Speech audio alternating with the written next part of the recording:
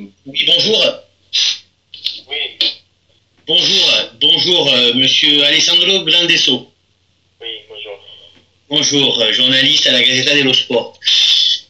Bonjour et bienvenue sur la web radio Ville Lumière, Stéphane Chamillian, et merci d'avoir accepté cette invitation. Je vais vous présenter donc les deux animateurs, François Poirier, qui est directeur de la radio, et Nicolas Hénon, qui est directeur du site Paris-Team. Voilà. Ok. Et qui vont intervenir sur l'actualité du sport en ce moment. À vous. À toi, Nico. Bonjour Alexandro. Bonjour.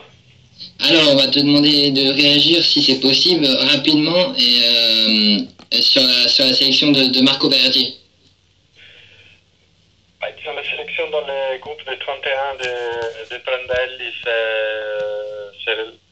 ce n'est pas vraiment une surprise parce que effectivement Verratti avait marqué des points lors des derniers mois et Prandelli l'avait admis et donc il avait été rappelé régulièrement en équipe nationale, donc on pouvait s'attendre qu'il soit présent au moins sur cette première liste. Mais bon, après, les plus durs commencent pour les joueurs du Paris Saint-Germain. D'accord. Et tu penses qu'il peut faire partie des 7 qui ont été exclus de la liste finale, ou est-ce qu'il a encore une chance d'être dans les 23? Je pense qu'il y a une grosse bataille pour ce milieu de terrain. Il y a 10 milieux qui ont été appelés et il y a et dans les rôles de Verratti qui est très proche de celui de Pirlo, il y a déjà des joueurs qui ont beaucoup plus d'expérience, par exemple comme un champion du monde de Rossi, ou même des joueurs à la Montolivo ou Thiago Motta même. Donc c'est de la concurrence très dure pour Marco, qui c'est vrai, il a fait une saison énorme, mais il est encore très jeune et il a peu d'expérience en équipe nationale, même s'il a beaucoup d'expérience, relativement un peu plus d'expérience en Champions League par rapport à certains d'autres. Et dans cette position, soit il se réinvente aux yeux de l'entraîneur, soit il risque effectivement de subir la concurrence, même avec ces joueurs qui sont derrière lui, comme Barolo ou Aquilani. D'accord. Quelles sont les grandes surprises de la sélection italienne? Il y a des joueurs qui peut-être... les surprises, c'est comme toujours, on commence par les absences, c'est-à-dire l'absence de Osvaldo et surtout Gilardino. Osvaldo, parce qu'il a fait une saison neutre, et Gilardino, qui lui, par contre, avait fait une excellente saison, est champion du monde, et un joueur apprécié en général pour son engagement en équipe nationale. Donc, l'entraîneur a préféré appeler un joueur qui revient de blessure, une longue blessure comme Giuseppe Rossi, ou se faire confiance aux jeunes, genre Insigne, Immobile, ou encore Dest de la Roma. Et on a aussi quelques surprises au milieu, parce que cette appel de Romolo, qui est un joueur du Verona, on pouvait se l'attendre parce que il a fait une énorme saison, mais c'est un étranger d'origine italienne.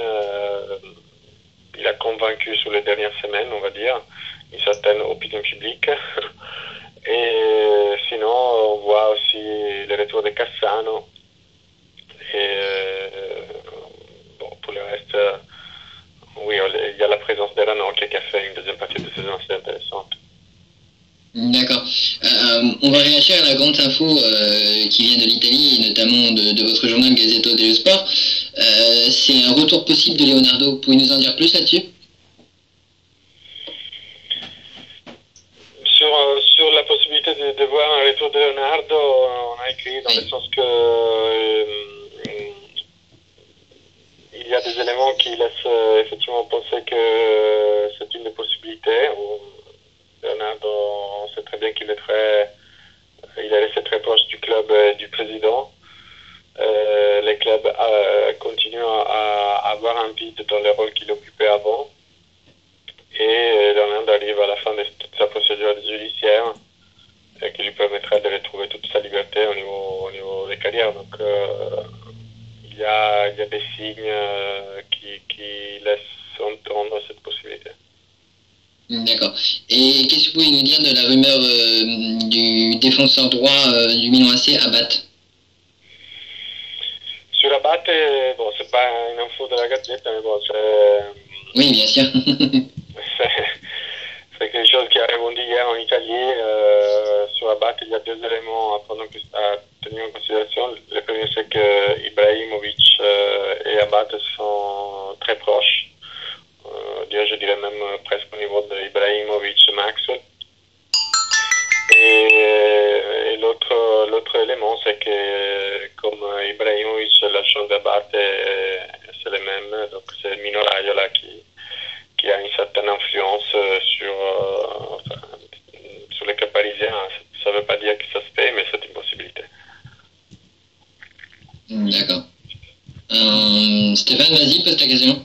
Oui, j'ai une petite question parce bonjour Monsieur Grindesso, merci d'être là. En 2006, on a eu le plaisir de voir l'Italie se hisser au plus haut rang du monde et gagner cette Coupe du Monde. Enfin, le plaisir, ça dépend de quel côté on se plaçait, bien sûr, mais voilà. Et je voulais savoir un peu votre pronostic, jusqu'où l'Italie peut aller dans cette Coupe du Monde au Brésil.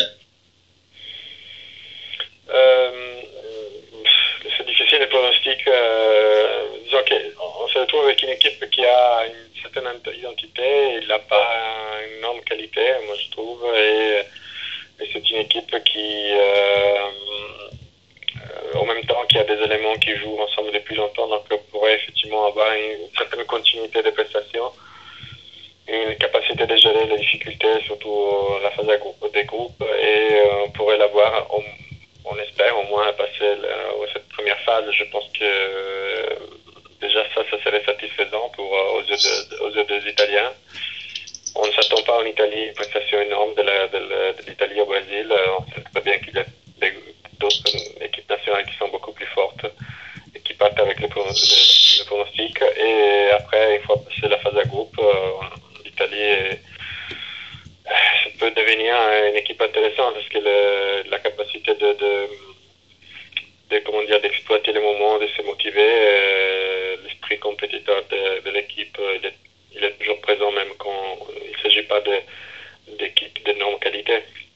Et ça va dépendre aussi de certains joueurs, notamment Balotelli, s'ils arrivent effectivement à s'exprimer au niveau qu'on les attend.